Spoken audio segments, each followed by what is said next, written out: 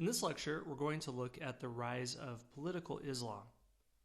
After it, you'll understand the origins of political Islam and why it's such a unifying force across nations for hundreds of millions of people, as well as what effect it has on Western nations. Okay, so what do we mean by Islamism? Broadly speaking, it's the concept of Islam as the organizing point of all society.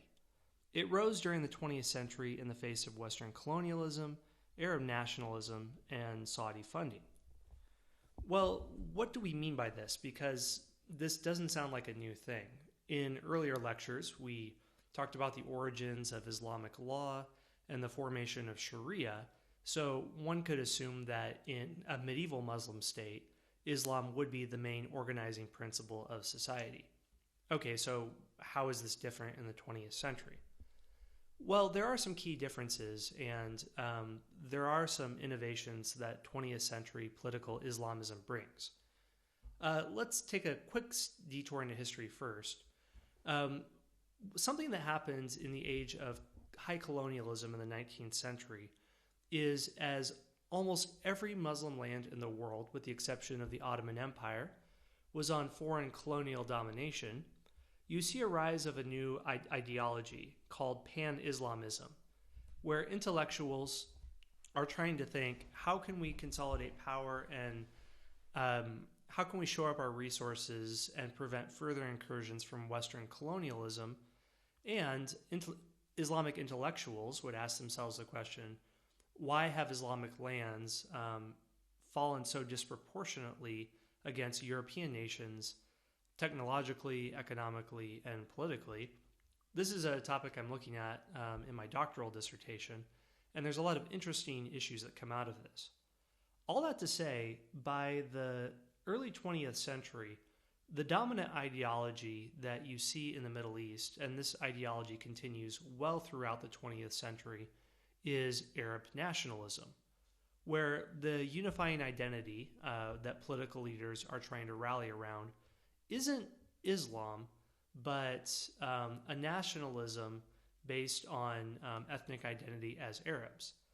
This nationalistic ideology is really copied a lot from Europe, where nationalist movements gain a lot of steam in the 19th century with French nationalism, German nationalism, Italian nationalism, and intellectuals in the Middle East, many of whom knew French, read Western literature, incorporated these ideas into their own society. Well, this changes.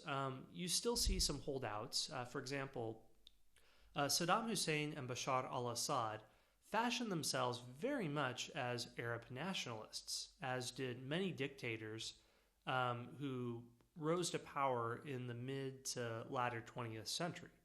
The Shah of Iran, before his deposition in 1979, also fashioned himself very much as a nationalist, and when you see these people and pictures of them, they're wearing Western-style military uniforms, and yes, they support Islam, yes, they praise it as an important part of society, but the foundational principle on which they base their rule is Arab nationalism, not Islam. Well, this really changes in the 20th century, and you can see this with the rise of the Muslim Brotherhood. For example, something that's been grabbing the headlines a lot in the last few years is the political conflict between the Muslim Brotherhood and the military elite within Egypt. In 2011, during the Arab Spring, Egypt threw out its president, Hosni Mubarak, who also fashioned himself as an Arab nationalist, and he had been in power for 29 years. At the time when he was thrown out, it was considered a triumph for human rights supporters, as Mubarak was no great leader, and he'd used emergency powers to rule Egypt brutally and corruptly. And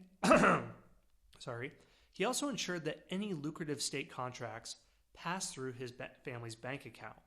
As a result, he was enormously rich, as have been many Arab dictators.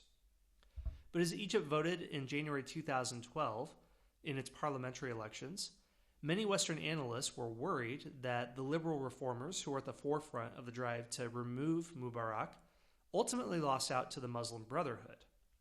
The Muslim Brotherhood is an international religious group which has been outlawed in Egypt for decades and is still outlawed in many Muslim countries.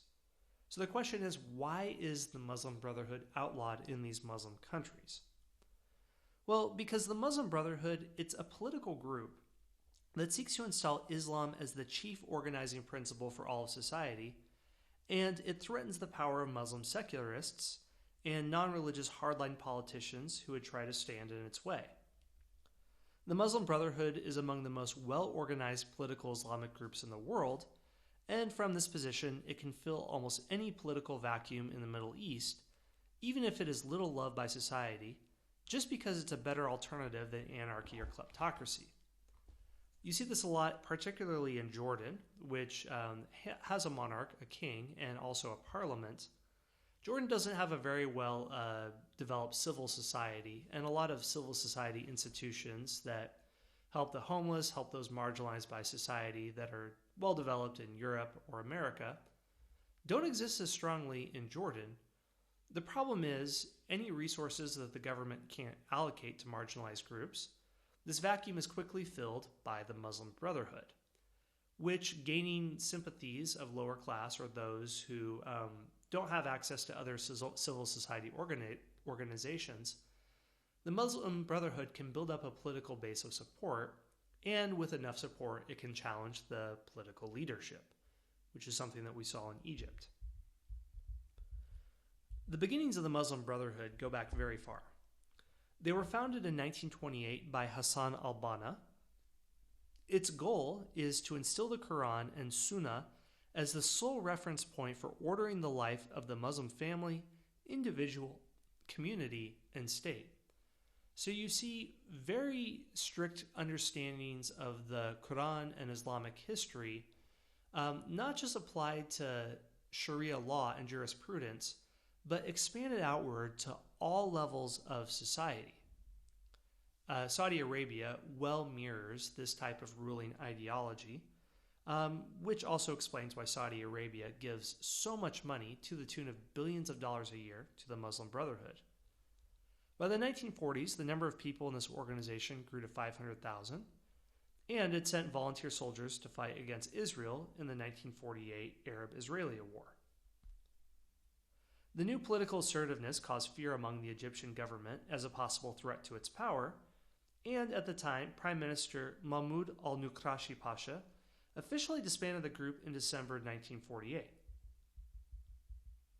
Well, it lived on in a semi-legal status and is now fully mobilized in Egypt after years and decades of gaining popular support. In January 2012, these elections, the Muslim Brotherhood's Freedom and Justice Party won nearly 50% of Egypt's seats, with the hardline Salafist Noor Party coming in second. In total, the Islamist parties controlled 2/3 of Egypt's assembly, far more than liberal and secular parties combined. Morsi, who is a president of Egypt before he was kicked out by the military, also represented the Muslim Brotherhood. The Muslim Brotherhood, which has received billions of dollars from Saudi Arabia, and we'll look at that more in the next lecture about the issue of oil wealth, has supported many other controversial groups. Hamas, which is the Palestinian political party that controls the Gaza Strip, and officially supports terrorism against Israel and promotes its complete destruction, that's actually written in the Hamas Charter, is the Palestinian branch of the Muslim Brotherhood. A less direct connection ties the Muslim Brotherhood to the Muslim Students Association, the largest American Muslim university student association, which was founded by the Muslim Brotherhood in 1963.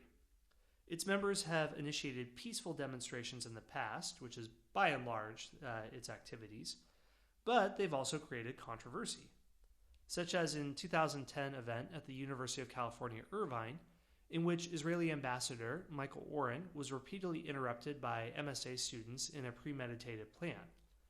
11 MSA students were arrested, and the MSA of UC Irvine was suspended for 1 year. So there's questions about the future of the Muslim Brotherhood. The ability of the Muslim Brotherhood to organize itself effectively and gain political power is no longer questioned. But whether it will funnel religious sentiment in peaceful directions or destroy religious liberty remains to be seen. After all, it's a very large organization that isn't monolithic, and they do provide critical aid to marginalized parts of society in the Middle East.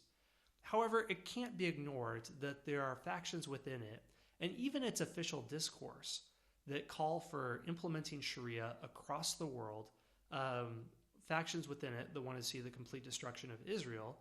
So this part can't be marginalized either. It's a very complex organization, and the question of how to engage it on a diplomatic level from the Western side is a very complicated issue. And part of the reason why it's such a powerful force is because of Middle Eastern oil wealth, which has supported this organization and many others, and really dominates the economies of a lot of Middle Eastern states, which we're going to look at in the next lecture. Thanks for listening.